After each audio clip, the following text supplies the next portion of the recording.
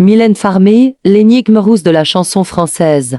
Née le 12 septembre 1961 à Pierrefonds, au Canada, Mylène Jeanne Gauthier, connue du monde entier sous le nom de Mylène Farmé, a grandi entre deux cultures, celle du Québec, vaste et sauvage, et celle de la France, où sa famille revient s'installer alors qu'elle n'est encore qu'une enfant. Déjà, la petite Mylène se distingue par sa sensibilité et son imagination débordante. L'école ne la passionne guère, mais elle rêve de théâtre, de cinéma et de liberté.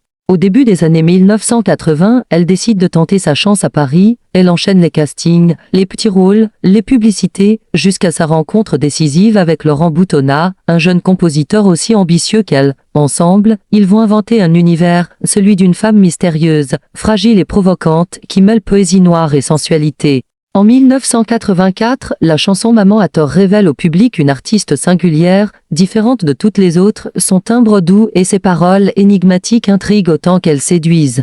Mais c'est avec Libertine en 1986, et surtout Sans contrefaçon en 1987, que Mylène Farmé devient une véritable icône. Ses clips, de véritables courts-métrages signés Boutonnat, marquent les esprits. Elle y incarne des héroïnes tragiques, souvent vêtues de dentelle, évoluant dans des décors somptueux et sombres.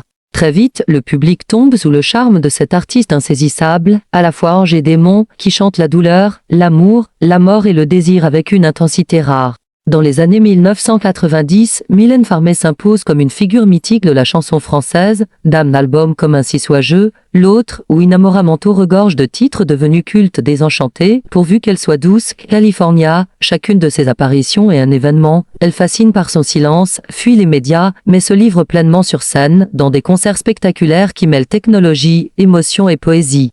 Artiste rare, Mylène Farmé a su traverser les décennies sans jamais se trahir. Elle a vendu des millions d'albums, collaboré avec des cinéastes, écrit un roman, et même joué au cinéma. Toujours fidèle à elle-même, elle continue de créer dans l'ombre, d'émouvoir dans la lumière, et de cultiver le mystère qui fait d'elle bien plus qu'une chanteuse, une légende vivante.